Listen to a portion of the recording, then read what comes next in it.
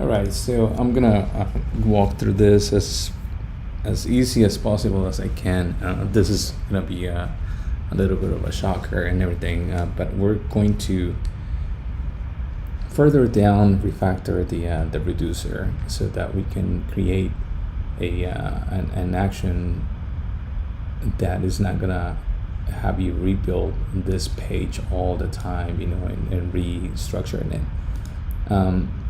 I went ahead and just took care of this because it is such a nasty code.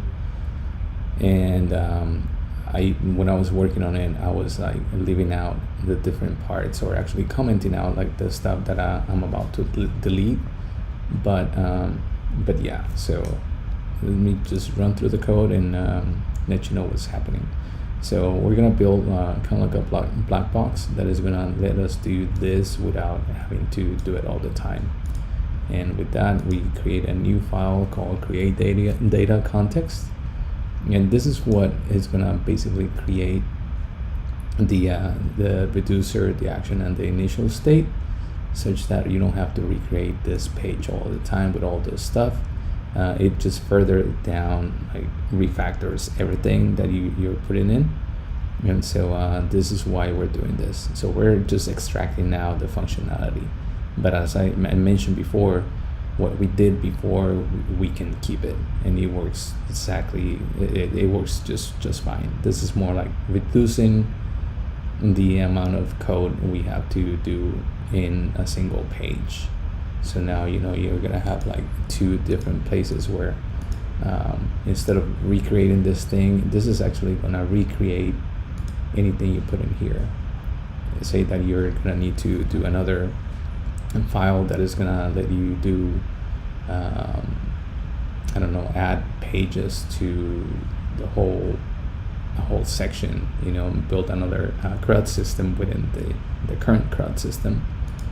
Would have to just make a copy of this and then change up the names, and where you're gonna have like the scenarios, the switch case and everything, and you're gonna have your helper functions as well as your helper functions here, and then you're gonna pass each individual helper function in your update state scenario. So with that, you create one of this file inside the source file folder, inside of the context folder. You create it and you call it create data context. And within here, we're gonna do this a little bit of scaffold. We're gonna use a React use reducer, and that is basically all we're using at the moment from here. And I put in a little comment here, is like reusable function to automate the context. That's basically what this whole thing is going to be doing. And with that, we're going to export default with this argument. We're using a reducer, and everything comes back from here. What we had before is we had a reducer, we had an action, and we had a state. So we're destructuring all of this, and so like I said, these arguments are going to be passed through, and then we're going to create a context from React create context function. Then we're going to create a provider, and then in the provider we're going to pass children. When this children function, we're gonna create the state that we're currently in, and then we're gonna pass the dispatch. And dispatch actually is the way that the actions talk to the state setter.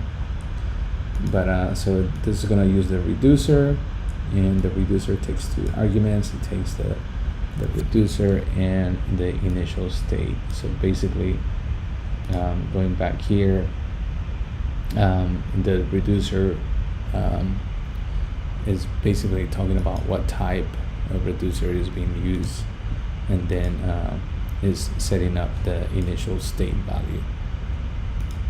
And here, there's an action that is happening here, is like for all the added blog posts, you're gonna return a value, and that value is gonna be implemented in the new initial state.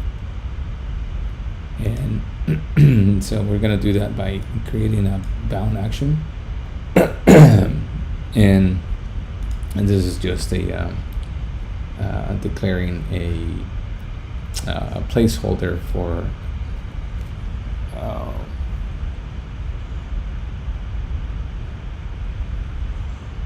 just a holder for the object, and we're gonna iterate through the actions by doing a for loop. So for that, the key in actions, basically bound actions is saying like add blog post. So the blog post for each one individual set the action, the key action, and post it up to the state value. After that, we return the JSX over here by using the context provider, and then we set the initial state, and then everything else that we are dealing with in the bound actions. So these will get added to the state settings, and they'll be available for all the children. Then we return the context and the provider value, and that is all there is to this. This is a lot, and like I said, you don't have to do this unless you want to. This is a little bit more complex of what we're doing with this thing, but at the end, this is all about learning. So yeah. So then in here, we don't need any of that. So like I said, we don't need the blog context because we already have it in here.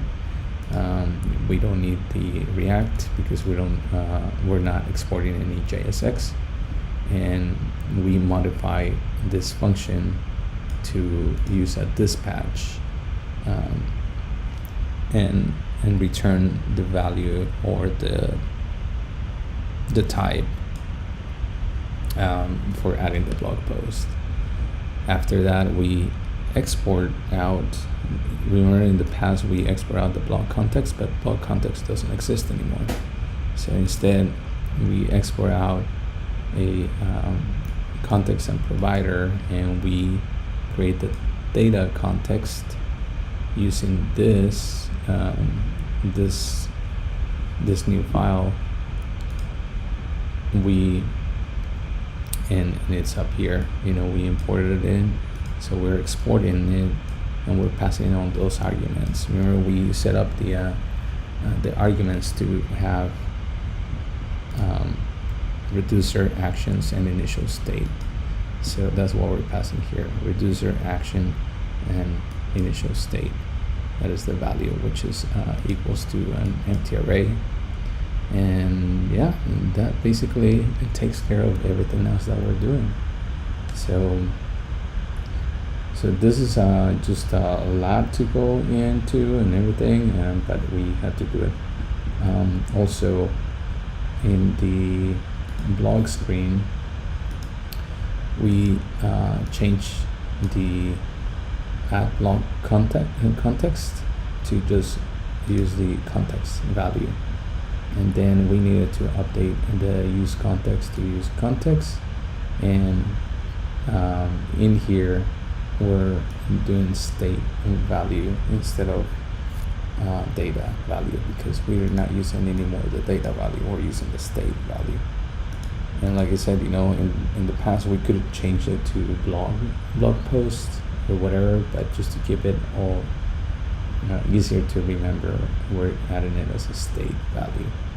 And then one more thing, you go into the app.js file where you pass in the provider, and then you wrap the app with the provider, and that way everything runs like it should. And now if you test it, everything is working as normal. Let's test it in Android. rerunning the app. And like I said, the previous implementation still works. You keep going like that, but this is more of a further down the line, just in case you want to add another context, so it will serve you more. So now you get all of that, everything works, and yeah, so that's what I have. I'm updating my the GitHub, and so just check it out. Again, GitHub is where's GitHub? Well, you saw where I placed the GitHub, and I'll place it in